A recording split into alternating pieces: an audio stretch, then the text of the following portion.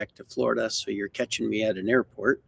But I wanted to make sure that I took time this morning to share a really important message from John chapter 12.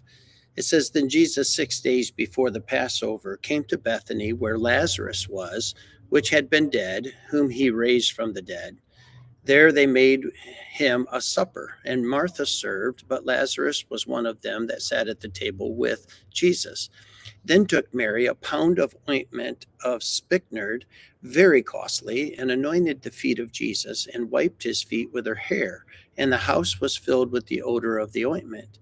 Then said one of his disciples, Judas Iscariot, Simon's son, which should betray him, Why was not this ointment sold for 300 pence and given to the poor?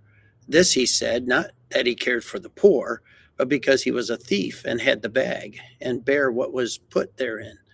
Then said Jesus, Let her alone. Against the day of my burying hath she kept this. For the poor always ye have with you, but me ye have not always. The Bible teaches us here that we need to buy up time. We need to make the most of the time that we have. And sometimes we get focused on things that are not the priority, things that are not as important as they should be. And we lose opportunity to express appreciation for the things that we should give attention to.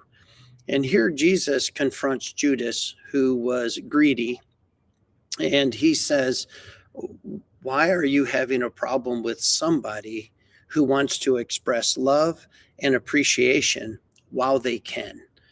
And he is rebuking Judas for his greed, for his selfishness, because he's not looking at opportunities to express love and appreciation. He's looking for how he can get more for himself. And I fear that that's a little bit woven into our selfish nature. It is certainly prevalent in our culture. And I think that today's lesson is pretty simple. Was it very expensive? Yes. Had Mary saved it for an opportunity to express love and appreciation to Jesus? Yes. And did she understand the importance of his death and his resurrection? Yes.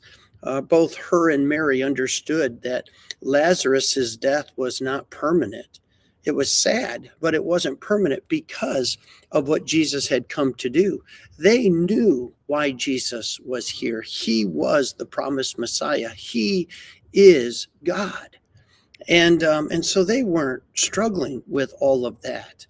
And so she knew she wanted to express love and appreciation to Jesus while he was still with them. And I think that you and I maybe need to take a little time today and think through those people that God has placed into our lives that have a very special place. And while we still can, we should express love. We should express appreciation. We should seek to be a blessing to them in some way and acknowledge God's grace in our lives by putting them into our lives. And so let's make sure we buy up the time, buy up the moment, make wise use of what time we have while we have it to express love and appreciation. God bless you. I hope you have a great day. Appreciate your prayers for us as we minister, as we travel, and we'll look forward to trying to catch these each day while we're traveling. God bless you. Bye-bye.